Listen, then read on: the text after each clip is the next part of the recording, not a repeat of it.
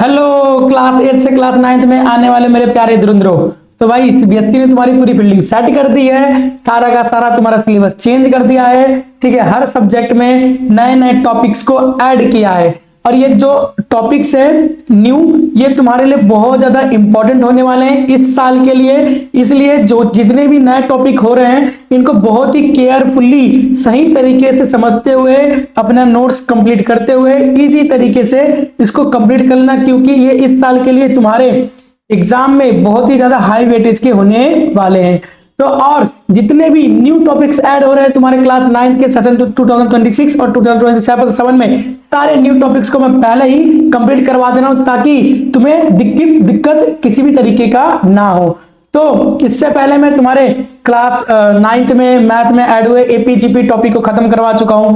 फिर उसके बाद क्लास 9 के साइंस में ऐड हुए, ठीक है, क्या कहते हैं मोशन वाले चैप्टर में सिंपल मशीन वगैरह जो है उसको भी मैं खत्म करवा चुका हूं। आज हम करने वाले हैं तुम्हारे क्लास 9 के साइंस में ऐड हुए बायोलॉजी के उस मोस्ट इंपॉर्टेंट चैप्टर को जिसका नाम है डाइवर्सिटी इन लिविंग ऑर्गेनिजम्स। तो ये कोई न्यू चैप्टर नहीं है, ये चैप्टर पहले भी 9th क्लास में हुआ करता था, लेकिन कुछ सालों के लिए इसको हटा दिया गया क्योंकि ये जो चैप्टर है ना वो काफी ज्यादा लेंथी हो जा रहा था। ठीक है, लेकिन इस साल इसको कुछ ना कुछ शॉर्ट करके, ठीक है, क्या किया जाएगा तुम्हारे सब्जेक्ट में ऐड किया जाएगा। और ये जो चैप्टर है वो काफी ज्यादा इंपॉर्टेंट भी होने वाला है क्योंकि इसके अंदर हमें पूरा का पूरा ऑर्गेनिजम्स के बारे में पढ़ने को देखने को मिलेगा, किस तरीके से एक प्रजाति, ठीक है, अपने आप को बदलती हुई, ठीक है, अपना डेवलपमेंट करते हुई आगे चलती है। तो स्टार्ट करते हैं बिना किसी देरी से तुम्हारे न्यू चैप्टर को जिसका नाम है डाइवर्सिटी इन लिविंग ऑर्गेनिजम्स। तो इसको मैं बहुत ही इजी तरीके से और पार्ट वाइज कंप्लीट करवाते हुए इस चैप्टर को मैं खत्म कर दूंगा। तो ये हमारा वीडियो जो है पार्ट फर्स्ट होने वाला है जिसके अंदर हम बहुत ही इंटरेस्टिंग टॉपिक को पढ़ने वाले हैं। तुम्हें पढ़ के बहुत ही मजा आएगा और मैं बहुत ही गारंटी दे रहा हूं कि तुम्हें बहुत ही इजी एक्सप्लेनेशन के साथ समझ में आएगा, किसी भी तरीके के इस चैप्टर में दिक्कत नहीं होगा। बाकी जो नहीं जुड़ेंगे मेरे से उनको तो दिक्कत होगा, लेकिन अगर तुम मेरे साथ जुड़े हुए हो, इस चैनल से जुड़े हुए, तुम्हें 1% का दिक्कत नहीं होने वाला है इस चैप्टर के अंदर। और बाकी आने वाले चैप्टर के भी अंदर जो भी मैं तुम्हें पढ़ाऊंगा किसी भी चैप्टर में दिक्कत नहीं होगी, मैं बहुत ही इजी एक्सप्लेनेशन के साथ डायग्राम के साथ तुम्हें समझाने वाला हूं। चलो स्टार्ट करते हैं तुम्हारे डाइवर्सिटी इन लिविंग ऑर्गेनिजम्स के। जैसे कि अरे यार तुम खुद देखो, तुम देखते हो कि हमारे आसपास क्या है, बहुत सारे हमारे पास लिविंग ऑर्गेनिजम्स है। कोई बड़े बड़े ऑर्गेनिजम्स है, कोई छोटे छोटे ऑर्गेनिजम्स है, कोई इतने छोटे हैं कि हम उसको देख भी नहीं सकते। ठीक है, तो इन ऑर्गेनिज्म की क्या हमारे पास बहुत ज्यादा डाइवर्सिटी है, विभिन्नता है। ठीक है, अब मैं बोलूं कि भाई तुम क्या करो, दुनिया में जितने भी लाखों करोड़ों ऑर्गेनिजम्स है सबके नाम याद करो, तो याद कर पाओगे? नहीं याद कर पाओगे। इसी चैप्टर को इसीलिए बनाया गया है ताकि हम क्या करें, इजीली जितने भी हमारे आसपास लिविंग ऑर्गेनिजम्स हैं उन सबको कैटेगराइज करते हुए इजीली उनको याद कर सके, क्योंकि हम सबके नाम याद नहीं कर सकते। ठीक है, लाखों करोड़ों के नाम याद नहीं कर सकते, इसलिए इस चैप्टर को बनाया गया है ताकि हम क्या करें, उनको किसी स्पेसिफिक चीज पे ध्यान देखते हुए उनको हम क्या करें, कैटेगराइज करें, उनको क्लासिफाई करें। ठीक है, तो इस चैप्टर में हमें इसी बारे में पढ़ना है। किसके बारे में पढ़ना है? तो हमें क्लासिफिकेशन के बारे में पढ़ना है, 5 किंगडम्स के बारे में पढ़ना है, एवोल्यूशन के बारे में पढ़ना है और प्लांट और एनिमल्स के बारे में पढ़ता है। ठीक है, तो आओ स्टार्ट करते हैं जल्दी से आगे के टॉपिक्स को। तो देखो भाई, सबसे पहले तुम्हें इसके अंदर में तुम्हें इंट्रोडक्शन बताने वाला हूं। ठीक है, तो इंट्रोडक्शन में देखो तुम्हें क्या है कि भाई जो इंट्रोडक्शन में तुम्हें चीजें पता चलेगी कि इस चैप्टर में तुम्हें क्या क्या चीजें पढ़नी है। तो देखो, the earth has a great variety of living organism called biodiversity. यानी कि भाई हमें पता है हमारे पृथ्वी के ऊपर बहुत सारे क्या है, लिविंग ऑर्गेनिजम्स है, जिसको हम क्या बोलते हैं, बायोडाइवर्सिटी कहते हैं, जैव विविधता कहते हैं। ठीक है, it is difficult to study all organism individually. सबको अलग अलग एक एक करके पढ़ना बहुत ज्यादा क्या है, मुश्किल है। ठीक है, इसलिए organism are classified into different groups. तो इसलिए इस चैप्टर में क्या किया गया है, जो भी ऑर्गेनिजम्स हैं उन सबको क्लासिफाई किया गया है उनके डिफरेंट ग्रुप्स में। ठीक है, this chapter explain this concept of classification. इस चैप्टर में तुम्हें क्या देखने को मिलेगा, तुम्हें देखने को मिलेगा क्लासिफिकेशन ऑफ द कॉन्सेप्ट, यानी कि क्लासिफिकेशन के कॉन्सेप्ट को देखने को मिलेगा, किस तरीके से ऑर्गेनिज्म को ठीक है क्लासिफाई किया गया है। उसके बाद it describe the basis of the classification, और किस बेस पे क्लासिफिकेशन किया गया है। It show the relationship between classification and evolution, और तुम्हें इस चैप्टर के बारे में क्या देखने को मिलेगा, इस चैप्टर में तुम्हें रिलेशनशिप देखने को मिलेगा, किसमें, क्लासिफिकेशन और एवोल्यूशन में देखने को मिलेगा। फिर उसके बाद it include the 5 kingdom classification system, और तुम्हें इस चैप्टर में 5 किंगडम्स के बारे में पढ़ने को मिलेगा। It explain the classification of plant and animals, और तुम्हें इसमें प्लांट और एनिमल्स के बारे में पढ़ने को देखने को मिलेगा। तो तुम्हें इंट्रोडक्शन से समझ में आ रहा होगा कि इस चैप्टर में हमें क्या पढ़ना है, क्लासिफिकेशन पढ़ना है। किसका क्लासिफिकेशन पढ़ना है, तो हमारे आसपास जो भी ऑर्गेनिजम्स है उनके बारे में पढ़ना है, ठीक है, उनके रिलेशन को पढ़ना है हमें क्लासिफिकेशन एवोल्यूशन के साथ, ठीक है। तो इन सभी टॉपिक्स को मैं बहुत ही इजीली तरीके से तुम्हारा मैं कवर करवाऊंगा पार्ट वाइज, ठीक है। तो ये हमारा क्या रहेगा, पार्ट 1 रहेगा, जिसके अंदर हम बहुत सारी चीजें देखने वाले हैं। चलो, तो हमारे पार्ट 1 के इस चैप्टर के पार्ट 1 का जो टॉपिक स्टार्ट होता है वो है हमारा बायोडाइवर्सिटी। आपको इंट्रोडक्शन में समझ में आ गया कि आपको इसमें क्या पढ़ना है, बायोडाइवर्सिटी के बारे में पढ़ना है। तो पहला टॉपिक ही तुम्हारा क्या हो जाता है, बायोडाइवर्सिटी, कि बायोडाइवर्सिटी होती क्या है। और एक बात बता दूं कि कोई हिंदी मीडियम से कोई इंग्लिश मीडियम से किसी भी तरीके का टेंशन नहीं लेना, क्योंकि मैंने इसमें दोनों मीडियम को ऐड कर रखा है, ठीक है ना, ताकि किसी भी बच्चे को दिक्कत ना हो, ठीक है। चलो अब हम भाई बात करते हैं डाइवर्सिटी, बायोडाइवर्सिटी। यार बायोडाइवर्सिटी का मतलब क्या होता है, हमारे आसपास इतने सारे जीव जंतु हैं, उसी को हम क्या बोलते हैं, बायोडाइवर्सिटी कहते हैं, ठीक है। तो biodiversity mean the variety of the different types of living organisms, यानी कि हमारे आसपास जितने भी लिविंग ऑर्गेनिजम्स हैं उनकी वैरायटी को हम क्या कहते हैं, बायोडाइवर्सिटी। जैसे कि यार तुम्हें पता है कि डॉग के बहुत सारे वैरायटीज होते हैं, ठीक है ना, डॉग के क्या होते हैं, बहुत सारे वैरायटीज होते हैं, एलिफेंट के बहुत सारे वैरायटीज होते हैं, ठीक है। फिर उसके बाद हॉर्स के बहुत सारे वैरायटीज होते हैं। तो इन्हीं के वैरायटीज को हम क्या बोलते हैं, बायोडाइवर्सिटी कहते हैं। जो भी हमारे आसपास जो भी लिविंग ऑर्गेनिजम्स हैं उनके अंदर जो भी वैरायटी है उसको हम क्या बोलते हैं, बायोडाइवर्सिटी कहते हैं। Present on the earth in the particular area, ठीक है। तो एक पर्टिकुलर एरिया के अंदर तुम्हें क्या देखने को मिलेगा, प्लांट के बहुत सारे वैरायटी देखने को मिलेंगे, ठीक है ना, तुम्हें एनिमल्स के बहुत सारे वैरायटी देखने को मिलेंगे। तो वैरायटी को ही हम क्या बोलते हैं, ठीक है, बायोडाइवर्सिटी कहते हैं। तो हिंदी में भी देख लो, तो जैव विविधता का अर्थ है पृथ्वी पर किसी विशेष स्थान पर पाए जाने वाले विभिन्न प्रकार के जीव जंतु और पौधों की विविधता। जो हम विभिन्न प्रकार के जीव जंतु या पौधे पाते हैं ना, उसकी विविधता को ही हम क्या कहते हैं, जैव विविधता कहते हैं, ठीक है। आ जाओ, एग्जाम्पल ऑफ बायोडाइवर्सिटी, ठीक है। बायोडाइवर्सिटी के एग्जाम्पल देखें, जैसे कि forest.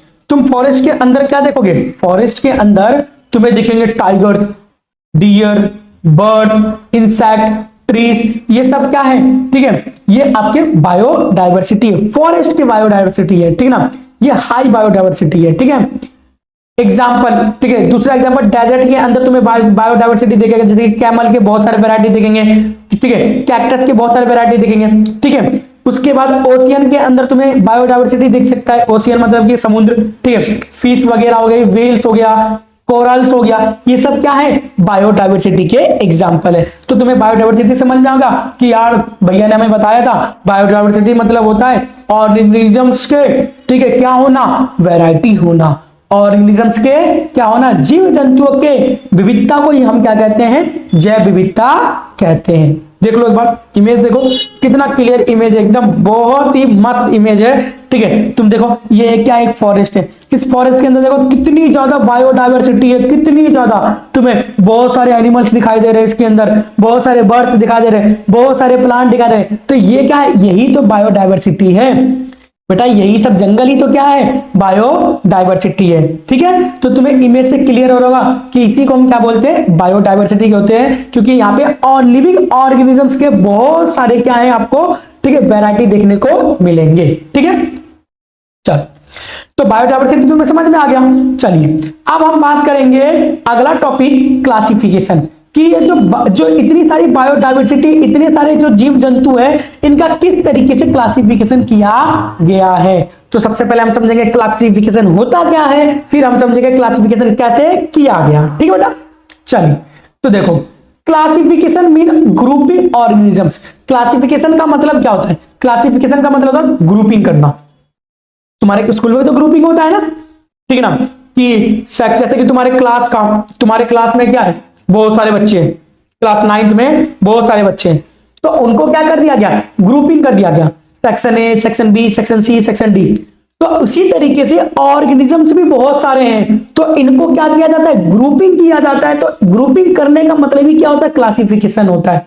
Based on the similarities, किसके बिहाफ पे किया जाता है? सिमिलरिटीज के बिहाफ पे या डिफरेंसेस के बिहाफ पे? किस पे किया जाता है? सिमिलरिटीज के बिहाफ पे या डिफरेंसेस के बिहाफ पे। जैसे कि तुम्हारे स्कूल में सेक्शन ए बहुत इंटेलिजेंट बच्चों का है, सेक्शन बी उससे कम इंटेलिजेंट बच्चों का, सेक्शन सी उनसे कम इंटेलिजेंट बच्चों का, सेक्शन डी उनसे कम इंटेलिजेंट बच्चों का। तो इस तरीके से क्या किया गया? तुम्हारे स्कूल में क्लासिफाई किया गया आपके क्लास 9 के सेक्शन को। तो उसी तरीके से लिविंग ऑर्गेनिजम्स का भी क्या किया जाता है? क्लासिफाई किया जाता है। किस बेस पे? तो कुछ सिमिलरिटीज होती हैं उसके बेस पे, कुछ डिफरेंसेस होते हैं उसके बेस पे। हिंदी में देखो, वर्गीकरण का मतलब है जीवों को उनकी समानता और विभिन्नता के आधार पर क्या करना? समूहों में बांटना। जब हम क्या करते हैं? जीव जंतुओं को समानता और असमानता के आधार पर बांट देते हैं, तो उसी को हम क्या कहते हैं? क्लासिफिकेशन यानी कि वर्गीकरण कहते हैं। ठीक है, तो देखो किस तरीके से हमने, ठीक है ना, क्या किया गया, ठीक है, हमारे जो भी क्या है लिविंग ऑर्गेनिजम्स है उनको क्या किया गया? क्लासिफाई किया गया। देखो इसके 5, जैसे कि किंगडम, ठीक है, मोनेरा, फिर उसके बाद किंगडम, ठीक है, प्रोटिस्टा, ठीक है, किंगडम फंगी, किंगडम ठीक है प्लेंटी, किंगडम एनिमेलिया। तो ये सब क्या किया है? क्लासिफाई किया गया है। ऑर्गेनिजम्स को क्या किया गया है? क्लासिफाई किया गया है। इसके बारे में हम अगले पार्ट में ना बहुत ही डिटेल से पढ़ने वाले हैं। इस पार्ट में तो बस तुम्हें बस इसका ओवरव्यू देने आया हूं कि किस तरीके से क्लासिफाई किया गया है, किसको? ऑर्गेनिजम्स को। ठीक है ना, तो पांच में क्लासिफाई किया गया है, ये ध्यान रखना। ठीक है, चलिए अब क्लासिफाई करना क्यों जरूरी है? ठीक है ना, classify to be classify organisms. अरे यार इनको क्लासिफाई क्यों किया गया है? ठीक है ना, इनको आखिर क्यों क्लासिफाई किया गया है? तो पहला है, याद रखना, इजी टू स्टडी, अध्ययन को आसान बनाने के लिए। देखो कितना सोचते हैं तुम्हारे लिए, कितना सोचते हैं, ठीक है ना, जो भी ठीक है साइंटिस्ट वगैरह है वो कितना सोचते हैं कि यार तुम्हें पढ़ाई में कोई भी दिक्कत ना हो, इस चैप्टर को पढ़ते समय कोई भी दिक्कत ना हो, इसलिए इसको क्या किया गया है? क्लासिफाई कर दिया गया है। तो इजी टू स्टडी यानी कि पढ़ने को आसान बनाने के लिए क्लासिफाई किया गया है। तो there are million of organisms. यार तुम्हें खुद ही नहीं पता, मुझे खुद ही नहीं पता कि दुनिया में कितने ऑर्गेनिजम्स है। ठीक है, मुझे खुद ही नहीं पता कितने ऑर्गेनिजम्स है, लेकिन कुछ तो मुझे पता है और कुछ तुम्हें भी पता है। तो इतने सारे ऑर्गेनिजम्स हैं, उनको क्या किया है? क्लासिफाई किया है। किस लिए? ताकि उसको पढ़ना आसान हो जाए।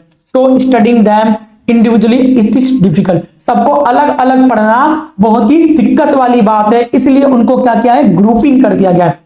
लाखों जीव हैं, इसलिए उन्हें अलग अलग पढ़ना क्या है? मुश्किल होता है, इसलिए क्लासिफाई करना जरूरी है ताकि पढ़ने में हमारी आसानी हो।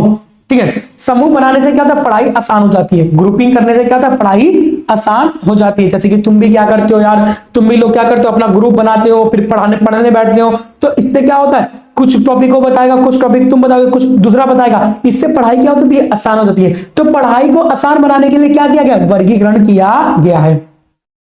इजी आइडेंटिफिकेशन, पहचान आसान होती है। इससे भाई ग्रुपिंग करने से क्या होता है? क्लासिफाई करने से क्या होता है? पहचानने में आसान होती है।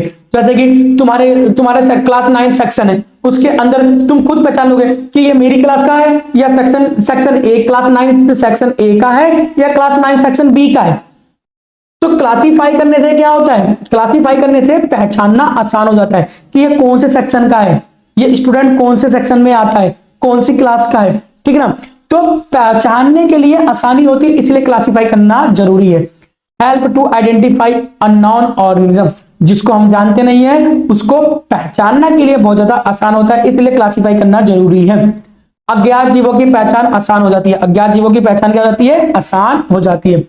अंडरस्टैंडिंग रिलेशनशिप, संबंध को समझना, संबंधों को समझने के लिए बहुत ज्यादा जरूरी है। So how organism are related, कि जो ऑर्गेनिजम्स होते हैं वो एक दूसरे से कैसे संबंध रखते हैं, ठीक है, एक दूसरे से कैसे इंटरेक्ट करते हैं, इसलिए क्लासिफाई करना जरूरी है। यह बताता है कि कौन सा जीव किससे जुड़ा हुआ है, किस तरीके से उनका विकास हुआ है, ठीक है। आगे अगला टॉपिक आपका बेसिस ऑफ क्लासिफिकेशन। क्लासिफिकेशन का आधार क्या है, हमने पढ़ा क्लासिफिकेशन क्या होता है, ठीक है ना, तो ग्रुपिंग करना होता है। अब क्लासिफिकेशन करना जरूरी क्यों है, पढ़ने के लिए जरूरी है भैया, पहचानने के लिए जरूरी है, ठीक है ना, और उनमें कैसे रिलेशन है उसके लिए जरूरी है, इसलिए क्लासिफाई करना जरूरी है। लेकिन जो क्लासिफाई हम कर रहे हैं उसको किस बेस पे, किस आधार पे किया जा रहा है, उसके बारे में हम पढ़ेंगे। तो देखिए वर्गीकरण का आधार, ठीक है, organism are classified based on the basic characteristics, यानी कि जो ऑर्गेनिजम्स है उनको क्लासिफाई किया गया है कुछ बेसिक कैरेक्टरिस्टिक्स पे किया गया है। जैसे कि जीवों को उनकी मूल विशेषताओं के आधार पर क्या किया गया, वर्गीकृत किया गया। जैसे कि पहला वर्गीकरण का प्रकार क्या है, पहला वर्गीकरण का प्रकार है सेल टाइप, कोशिका के प्रकार के आधार पर, कोशिका के प्रकार के आधार पर क्या किया गया है, क्लासिफाई किया गया है। तो याद रखना कि क्लासिफाई किसके बेस पर किया गया है, सेल टाइप पे किया गया, कोशिका के प्रकार पे। तो सेल टाइप पे कितने प्रकार के ऑर्गेनिज्म पाए जाते हैं, तो दो प्रकार के, एक होता है प्रोकैरियोटिक और एक होता है यूकैरियोटिक। इंग्लिश में भी यही है बेटा, हिंदी में भी यही है, हिंदी में भी प्रोकैरियोटिक कहते हैं और इंग्लिश में भी, ठीक है, प्रोकैरियोटिक कहते हैं, हिंदी में यूकैरियोटिक कहते हैं और इंग्लिश में भी यूकैरियोटिक कहते हैं। भाई प्रोकैरियोटिक क्या होता है, जिनके पास न्यूक्लियस नहीं होता है, ठीक है, जिनके पास क्या नहीं होता है, न्यूक्लियस नहीं होता है, उनको हम क्या बोलते हैं, प्रोकैरियोटिक। और जिनके पास न्यूक्लियस होता है उनको बोलते हैं यूकैरियोटिक, ठीक है ना। अब ये न्यूक्लियस क्या होता है, इसके बारे में तुम सेल वाले चैप्टर में बहुत ही अच्छे तरीके से डिटेल में पढ़ने वाले हो, ठीक है। अब आ जाओ, अब ये बार देखो, ठीक है, ये जो सेल है ये प्रोकैरियोटिक सेल है। बैक्टीरिया, बैक्टीरिया क्या होता है, ठीक है, प्रोकैरियोटिक सेल होता है। बैक्टीरिया क्या होता है, प्रोकैरियोटिक सेल होता है, ठीक है ना। और यूकैरियोटिक सेल कौन सा होता है, तो यूकैरियोटिक हमारा एनिमल होते हैं, जैसे कि हम सब क्या है, तुम, मैं, तुम्हारे मम्मी पापा, तुम्हारे टीचर्स, सब क्या है, यूकैरियोटिक सेल है। लेकिन जो बैक्टीरिया है वो क्या है, प्रोकैरियोटिक सेल है, ठीक है ना। तो पहला क्लासिफिकेशन का बेस समझ में आया, सेल टाइप पे क्या किया जाता है, ऑर्गेनिज्म को डिवाइड किया जाता है, ठीक है। अगला नंबर ऑफ सेल, ठीक है, कोशिकाओं की संख्या के आधार पर। अगला क्लासिफिकेशन किस बेस पर किया गया है, तो अगला जो क्लासिफिकेशन है कोशिकाओं की संख्या के आधार पर किया गया। किसके आधार पर किया गया बेटा, कोशिकाओं की संख्या के आधार पर किया गया है। तो कोशिकाओं की संख्या के आधार पर ऑर्गेनिजम्स कितने होते हैं, दो, एक होता है यूनिसेलुलर, एक होता है मल्टीसेलुलर, एक होता है एक कोशिकीय, एक होता है अनेक कोशिकीय यानी कि बहुकोषीय। ठीक है, यूनिसेलुलर क्या होता है, जिसके अंदर केवल एक सेल होता है, जिसके अंदर केवल एक सेल होता है उसको हम बोलते हैं एक कोशिकीय। जिसके अंदर बहुत सारे सेल होते हैं उसको हम बोलते हैं बहुकोशिकीय यानी कि अनेक कोशिकीय, ठीक है। तो दूसरा क्लासिफिकेशन का बेस समझ में आया, नंबर ऑफ सेल पे। देखो ये डायग्राम देखो, ये चित्र देखो एक बार, ठीक है, चित्र दिखाई दे रहा है तुम्हें, ठीक है, चित्र तुम्हें दिखाई दे रहा है अच्छे से ना, कि इसमें मैंने क्या कर रखा है, ठीक है, तुम्हारे ये जो है ह्यूमन क्या है, मल्टी सेलुलर है, ह्यूमन क्या है, मल्टी सेलुलर है, हम सब क्या है, मल्टी सेलुलर, हमारे अंदर बहुत सारे सेल्स हैं। और अमीबा, अमीबा क्या है, यूनिसेलुलर है, अमीबा क्या है, यूनिसेलुलर है, ठीक है ना, समझ में आया। चलिए आगे, मोड ऑफ न्यूट्रिशन, अगला प्रकार क्या है, अगला बेसिस क्या है क्लासिफिकेशन का, अगला बेस है मोड ऑफ न्यूट्रिशन, पोषण करने का तरीका, खाना कैसे खाया जाता है, खाना कैसे खाया जाता है उसके तरीके के आधार पर क्या किया गया है, क्लासिफाई किया गया है। तो मोड ऑफ न्यूट्रिशन के आधार बेस पे कितने होते हैं, मोड ऑफ न्यूट्रिशन के बेस पे बेटा आपके दो होते हैं, एक होता है ऑटोट्रॉफिक, एक होता है हेट्रोट्रॉफिक, ठीक है, एक होता है ऑटोट्रॉफिक, ठीक है, आपने पढ़ा होगा, एक होता है स्वयंपोषी, एक होता है विषमपोषी, ठीक है। स्वयंपोषी विषमपोषी किस आधार पर होते हैं, तो मोड ऑफ न्यूट्रिशन यानी कि पोषण के तरीके पे। अब ऑटोट्रॉफिक क्या होते हैं, जो अपना खाना खुद बनाते हैं उनको हम ऑटोट्रॉफिक कहते हैं। और हेट्रोट्रॉफिक क्या होते हैं, जो दूसरे पे निर्भर होते हैं, जो दूसरे पर क्या होते हैं, निर्भर होते हैं, उनको हम हेट्रोट्रॉफिक। और जो ऑटोट्रॉफिक होते हैं जो खुद अपना खाना बनाते हैं। तो देखो खुद खाना बनाने वाले कौन से हैं, ठीक है, देखो खुद खाना बनाने वाले कौन होते हैं, प्लांट होते हैं। ग्रीन प्लांट क्या होते हैं, खुद खाना बनाते हैं। और हम सब जो हैं, जो जीव जंतु हैं, हम सब एनिमल हो गया, फंगी हो गया, बैक्टीरिया हो गया, ये सब क्या है, हेट्रोट्रॉपिक है, जो दूसरे पर क्या होते हैं, निर्भर होते हैं, जो दूसरे पे क्या होते हैं, निर्भर। जैसे कि देखो, ठीक है, ये क्या कहते हैं, जो हिरण है किस पे निर्भर है, ये घास पे निर्भर है, किस पे निर्भर है, घास पे। और जो ये लोमड़ी है वो हिरण और खरगोश पे निर्भर है, किस पे निर्भर है, हिरण जो है, ठीक है, लोमड़ी जो है हिरण और खरगोश पे निर्भर है, ठीक है। चल, अब अगला तरीका है बॉडी ऑर्गेनाइजेशन। बॉडी किस प्रकार के, उसके आधार पर भी क्या किया है, क्लासिफाई किया गया है। जैसे कि एक बॉडी होता है सिंपल और एक बॉडी होता है कॉम्प्लेक्स, एक होता है सरल। सरल किसका होता है, बैक्टीरिया का। बैक्टीरिया का बॉडी कैसा होता है, सरल होता है, ठीक है ना। और जो हमारा बॉडी है वो कैसा होता है, बहुत ही ज्यादा डिफरेंट होता है, बहुत ज्यादा कॉम्प्लेक्स होता है, ठीक है ना। हमारा बॉडी स्ट्रक्चर क्या होता है, बहुत सारा कॉम्प्लेक्स होता है, ठीक है ना। देखो, जैसे कि देखो, ये तुम्हें इसमें दिखाई दे रहा है, ज्यादा कुछ नहीं है इसके अंदर, बैक्टीरिया के सेल, बैक्टीरिया के बॉडी के अंदर ज्यादा कुछ भी नहीं है। लेकिन हमारे बॉडी के अंदर देखो क्या क्या चीजें हैं, देखो भाई साहब कितनी सारी चीजें, इसलिए हमारा बॉडी क्या है, कॉम्प्लेक्स है। बैक्टीरिया का बॉडी कैसा है, सिंपल है, क्योंकि इसके अंदर, शरीर के अंदर कुछ ज्यादा कुछ है नहीं। और हमारे बॉडी के शरीर के अंदर बहुत सारी चीजें हैं, हमारी बॉडी के अंदर क्या है, बहुत सारी चीजें हैं, ठीक है ना। तो इसलिए हमारा बॉडी क्या है, कॉम्प्लेक्स है, ठीक है ना। और बैक्टीरिया का बॉडी क्या है, कैसा है, सिंपलेस्ट है, ठीक है ना। चलो आइए, अब अगला टॉपिक है हमारा क्लासिफिकेशन ऑन एंड एवोल्यूशन। तो आपको अभी तक सारे टॉपिक समझ में आ गया होगा कि भैया हमने पढ़ा बायोडायवर्सिटी क्या होता है, फिर हमने पढ़ा क्लासिफिकेशन क्या होता है, फिर हमने पढ़ा क्लासिफिकेशन जरूरी क्यों है, फिर हमने पढ़ा क्लासिफिकेशन कौन कौन से बेस पे किया जाता है। तो आपने पढ़ा कि नंबर ऑफ सेल पे किया जाता है, ठीक है, सेल के टाइप पे किया जाता है। फिर आपने पढ़ा, ठीक है ना, किस पे, बॉडी के स्ट्रक्चर पे किया जाता है, ठीक है, और मोड ऑफ न्यूट्रिशन के आधार बेस पे किया जाता है, ठीक है ना। तो ये सारी चीजें तुम्हें समझ में आ गई होगी। अब अगला टॉपिक है हमारा क्लासिफिकेशन एंड एवोल्यूशन। क्लासिफिकेशन और एवोल्यूशन में क्या रिलेशन है, ठीक है, relation between classification and evolution. Classification and evolution, तो सबसे पहले हम बात करें एवोल्यूशन, क्योंकि क्लासिफिकेशन तो आप पढ़ ही चुके हो। अब एवोल्यूशन क्या होता है इसके बारे में समझो भाई एक बार, बहुत इंपॉर्टेंट टॉपिक है। तो एवोल्यूशन का मतलब होता है changes in organism over time. समय के साथ ऑर्गेनिजम्स के अंदर क्या होना, बदलाव आना, उसको हम क्या बोलते हैं, एवोल्यूशन यानी कि विकास कहते हैं। समय के साथ क्या होना, बदलाव आना, उसको हम क्या बोलते हैं, विकास कहते हैं। जैसे कि तुम्हें पता है, तुमने देखा होगा तुम्हारी क्लास में कोई एक ऐसा बच्चा है जो बहुत ही नील है, बहुत ही क्या है, नील है, लेकिन कुछ समय के बाद क्या हुआ, उसका माइंड इतना ज्यादा डेवलप हो गया, तुमसे भी इंटेलिजेंट हो गया। तो इसको हम क्या बोलते हैं, एवोल्यूशन बोलते हैं, इसको हम विकास कहते हैं। तो विकास का मतलब होता है समय के साथ जीव जंतु में बदलाव आना। समय के साथ जीव जंतु में क्या आना, बदलाव आना। तो समय के साथ जीवों में क्या होना, परिवर्तन होना, ठीक है। तो उसको हम क्या बोलते हैं, एवोल्यूशन कहते हैं। क्या कहते हैं उसको हम, एवोल्यूशन। तो देखो समझो इधर, ये देखो, हम अपनी बात करते हैं, हम अपनी एवोल्यूशन की बात करते हैं। तो देखो पहले हम कहते हैं इस तरीके से चलते थे, ठीक है, झुककर चलते थे, फिर थोड़ा सा खड़ा होना स्टार्ट किया, फिर हमने क्या किया, ठीक है, इसका स्टोन का इस्तेमाल करना, ठीक है, पत्थरों का इस्तेमाल करना चालू कर दिया। अब पत्थरों से हमने आग का इस्तेमाल करना चालू कर दिया, फिर हमने कपड़े पहनना चालू कर दिया, फिर शिकार करना चालू कर दिया, फिर खेती करना चालू कर दिया, और फिर हम क्या गए, एक मॉडर्न वर्ल्ड में आ गए। तो ये सब क्या हुआ, एवोल्यूशन हुआ है, ये डेवलपमेंट हुआ है, ये विकास हुआ है। तो इसी को हम क्या बोलते हैं, एवोल्यूशन कहते हैं। क्या कहते हैं इसको हम, एवोल्यूशन कहते हैं, ठीक है। अब आओ, इसी तरीके से एक एवोल्यूशन देखो जिराफ का, जिराफ का, ठीक है। तो जो तुम्हें जिराफ अभी दिखाई देता, क्या जिराफ ऐसा ही था शुरू से? नहीं था भाई, देखो ना चित्र में, पहले जिराफ ऐसा दिखता था, जिराफ ऐसे दिखता था, ठीक है, शॉर्ट नेक थे। फिर उसके बाद इंटरमीडिएट नेक हुए, थोड़ा सा बड़ा हुआ, ठीक है, फिर इंटरमीडिएट नेक हुआ, थोड़ा सा और बड़ा हुआ, फिर इलोंगेटेड हुए नेक, फिर उसके बाद एकदम बहुत ज्यादा क्या हो गया, इसका नेक क्या हो गया, बड़ा हो गया, ठीक है ना। क्योंकि पहले जो पेड़ पे तो हुआ करते थे, छोटे छोटे हुआ करते थे, तो भाई इनको खाना आसान होता था, लेकिन पेड़ पौधे बाद में क्या हो, धीरे धीरे बढ़ते चले गए, तो इनको खाना मुश्किल हो गया।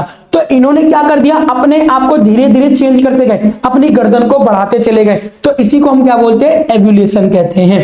क्या कहते हैं इसको हम, एवोल्यूशन कहते हैं, यानी कि विकास कहते हैं, ठीक है। चल अब टाइप्स देखिए एवोल्यूशन के टाइप्स हैं, ठीक है ना। एवोल्यूशन के टाइप्स कैसे हैं, तो एक है आपका परमेटिव ऑर्गेनिजम्स, ठीक है। क्या है, परमेटिव ऑर्गेनिज्म। एवोल्यूशन के टाइप्स देखो, तो एक है तुम्हारा परमेटिव ऑर्गेनिजम्स, ठीक है, प्राचीन और सरल जीव, ठीक है, प्राचीन और सरल जीव। और एक है आपका एडवांस ऑर्गेनिजम्स, ठीक है, क्या है, एडवांस ऑर्गेनिजम्स। तो देखिए, तो जो प्राचीन वाले हैं जैसे कि उनका स्ट्रक्चर क्या है, सिंपल स्ट्रक्चर है। और ये ओल्ड ऑर्गेनिजम्स है, जो परमेटिव्स होते हैं वो क्या होते हैं, ओल्ड ऑर्गेनिज्म, जैसे कि बैक्टीरिया वगैरह हो गए, ठीक है ना, ये ओल्ड है, ये ओल्ड है, प्राचीन है, ठीक है ना। वहीं पर जो एडवांस ऑर्गेनिजम्स हैं, ठीक है, उन्नत जीव है, वो जटिल जीव है, कॉम्प्लेक्स स्ट्रक्चर है, हमारा बॉडी का कॉम्प्लेक्स है। रिसेंट ऑर्गेनिज्म अभी अभी जन्म लिया है, अभी अभी हाल ही फिलहाल में, ठीक है, कुछ लाखों वर्षों पहले क्या किया है, जन्म लिया है, ह्यूमंस, ह्यूमंस, ठीक है ना, परमेटिव और वीक्स, ठीक है ना। तो देखिए ये सब क्या है, ये आपको दिखाई दे रहा है, ये परमेटिव ऑर्गेनिजम्स है। तो परमेटिव ऑर्गेनिजम्स कौन से होते हैं, जो पुराने होते हैं, जिनका स्ट्रक्चर क्या होता है, सिंपल होता है, ये परमेटिव। जैसे कि आपको, ठीक है, साइनोबैक्टीरिया हो गया, प्रोकैरियोटिक हो गया, प्रोटिस्ट हो गया, ठीक है, ये सब आपके क्या है, ये परमेटिव ऑर्गेनिजम्स है। लेकिन ये सब क्या है, आपके एडवांस ऑर्गेनिज्म है, लॉयन हो गया, एडवांस है, बर्ड्स हो गया, ठीक है, उसके बाद आपकी बटरफ्लाई हो गई, ये आपका फ्लावर हो गया, ये सब क्या है, एडवांस है, ये सब क्या है, एडवांस। इनका बॉडी स्ट्रक्चर क्या है, काफी ज्यादा कॉम्प्लेक्स है, ठीक है। चलिए आइए, अब फादर ऑफ एवोल्यूशन, विकासवाद के जनक, ये विकासवाद किसने किया, ठीक है, विकासवाद के जनक कौन है, ये विकास के बारे में किसने बताया, एवोल्यूशन के बारे में किसने बताया, तो बेटा एवोल्यूशन के बारे में बताया था चार्ल्स डार्विन ने, याद रखना बहुत इंपॉर्टेंट है, ठीक है। तो चार्ल्स डार्विन ने हमें एवोल्यूशन के बारे में बताया था कि भाई समय आने के साथ साथ जैसे जैसे समय बढ़ते जाता है वैसे वैसे क्या होता है, ऑर्गेनिजम्स के अंदर चेंजेस आते जाते हैं। तो चार्ल्स डार्विन को हम क्या बोलते हैं, विकासवाद का जनक कहा जाता है। चार्ल्स डार्विन को क्या कहा जाता है, विकासवाद का जनक कहा जाता है। इन्होंने अपनी एक फेमस बुक लिखी थी जिसके अंदर इन्होंने विकासवाद के बारे में बताया था, ठीक है, एवोल्यूशन के बारे में बताया था, on the origin of species. तो on the origin of species book किसकी है, तो चार्ल्स डार्विन की है। इसको कब पब्लिश किया गया, 1859 में। इसके अंदर एवोल्यूशन के बारे में बताया गया है, ठीक है। तो 1859 में प्रकाशित हुई और इसमें विकास का सिद्धांत बताया गया है, ठीक है ना, समझ में आया। चलिए अब अगला टॉपिक है आपका टैक्सोनॉमी। अगला टॉपिक क्या है आपका बेटा, टैक्सोनॉमी, ये आपका टॉपिक है। अगला टॉपिक क्या है, टैक्सोनॉमी, ठीक है। तो सुनिए, टैक्सोनॉमी वर्गीकी, ठीक है, वर्गीकी, टैक्सोनॉमी क्या होता है, तो taxonomy is the branches of the biology, ठीक है। वर्गीकी जो है, ठीक है, वो क्या है, एक प्रकार का शाखा है, ब्रांचेस है बायोलॉजी का, that deal with the identification, naming and the classification of the living organism। तो टैक्सोनॉमी का काम क्या होता है, ये आइडेंटिफाई करता है, ऑर्गेनिजम्स को क्या करता है, आइडेंटिफाई करता है, उनको नेम देता है और उनका क्लासिफिकेशन करता है। टैक्सोनॉमी क्या करता है, आइडेंटिफाई करता है, नेमिंग देता है और क्लासिफाई करता है।